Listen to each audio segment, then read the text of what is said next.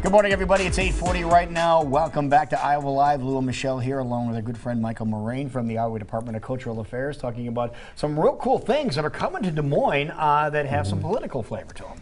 Yeah, at the State Historical Museum, just across the street from the Capitol, a couple of weeks ago, we opened an exhibit about the Iowa caucuses called First in the Nation.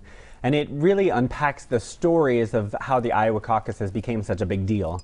We designed it, our experts on our staff designed it so there are stories that are interesting for the Iowans who lived it, but it's also just sort of a comprehensive Iowa Caucuses 101 for out-of-state visitors who will be trampling through the state as the caucuses approach. For media and all of that, if you don't know anything about the caucuses, if you just fell in from another planet, you can learn about the Iowa caucuses in the exhibit. No, some folks might think that the Iowa caucuses is a fairly new thing, Michelle. Yeah, that's what I was just going to talk about, because we were talking earlier that they've been around since a lot longer before. Yeah, 72. The state parties have been around since Iowa became a state in the 1840s. So the caucuses have been a tradition here in Iowa. They became a big deal in the 1970s when certain candidates, McGovern and then Carter, realized what a springboard they could be to launch a national election. And it looks like you'll have a lot of campaign merchandise too. This one of our crown jewels in the exhibit.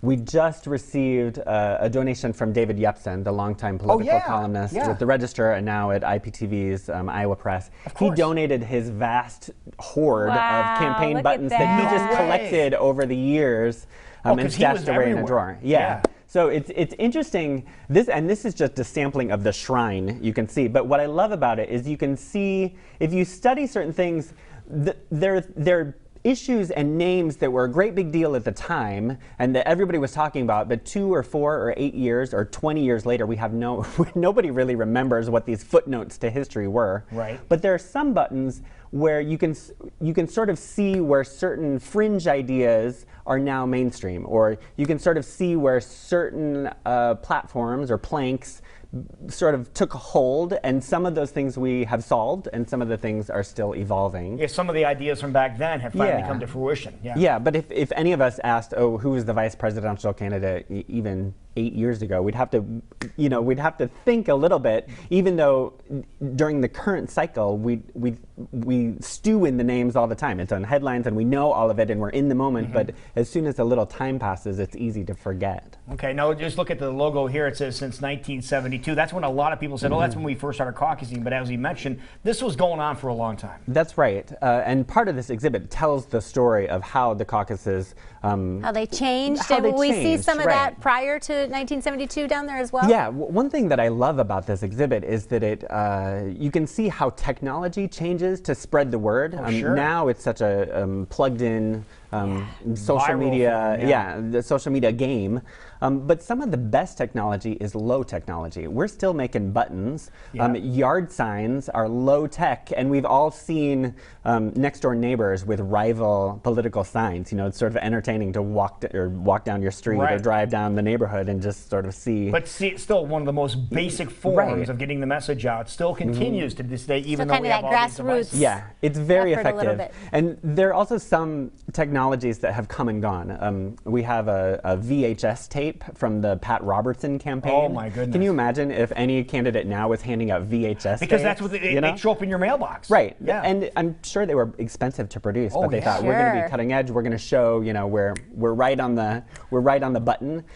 We have a coloring book from Ted Cruz's campaign. Really? I'm not sure who the target audience was, but the parents and the kids that are drawing. Yeah, you get the idea that campaign staffs just late at night were sort of sitting around scratching their heads. What do we need? We need a coloring book, What's one of the things that people might be surprised at by seeing this?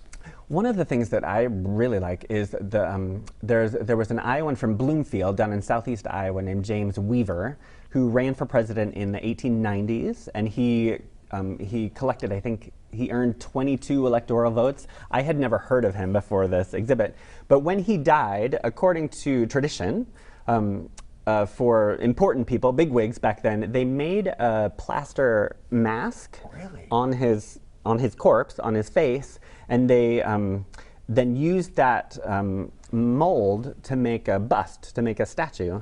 So we have that plaster mask of James B. really? Weaver. You can see it on display.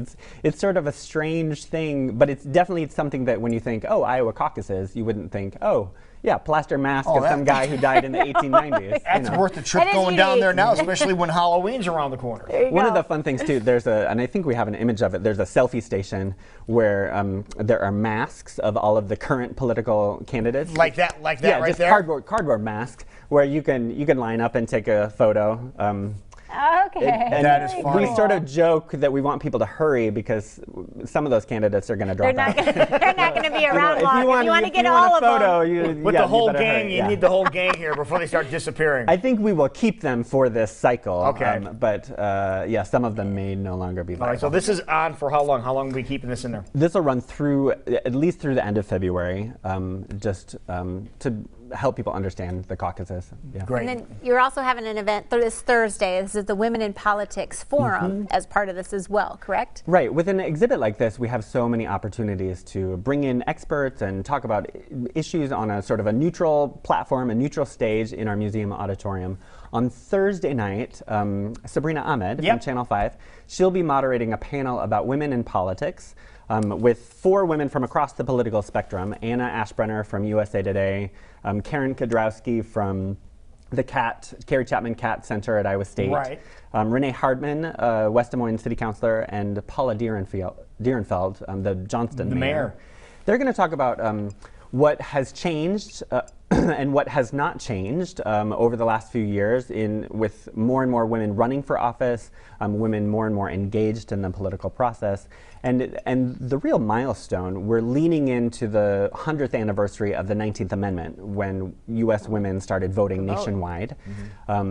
So it's interesting just to see how women have shaped the political process, both from the ballots, from the voting booths, but also being on the ballot. And certainly in this cycle, we see more viable women candidates running for president. Right, and we just got done talking to our party scoopers about the fact that there's a female that's leading the Democrats right now in the latest poll. Right, yeah, Elizabeth Warren is on the rise. So it's interesting to watch, and there are things.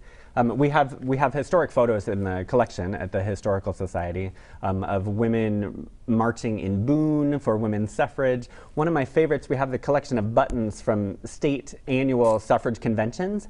And there's one button that is the 41st annual convention for women's suffrage. And you just think, God bless them for their persistence. Yeah, like if you're going to that convention 30 years, 40 years, and you're still, waving the banner, it finally paid off, and now we're seeing that. Persistence, right. So it's interesting to take the long view. So Thursday night, the program will be from the event is from 5 to 7:30. The program is at 6, free, open to the public.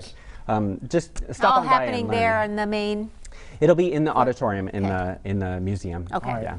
All right, so again, we have the first in the nation display, and the event, the exhibit is up until at least, what, February? Yeah, through at least February. Okay. Yeah. And just see some of the things, some of the amazing things that you just got done talking about, things that might surprise you by going there. Yeah, all of the details for the events and the exhibit, it's right there, iowaculture.gov. Thank you, producers, for putting that up on the screen. So jot that down. Great job of that. iowaculture.gov. There's plenty to learn. All right, so we'll be heading that direction. And the cost to get in? It's free. If you are an Iowan, even if you're not an Iowan, come on in. It's so great to be able to go back and just see kind of where things started and how far we've come, and maybe how things have stayed the same. And it's going to be, that's a great exhibit. Yeah. I'll have to get down there and see it, especially in the climate we're in now. Thank you so much. Great job. Thank you. All right, it is 10 minutes before 9 o'clock right now. Don't go too far.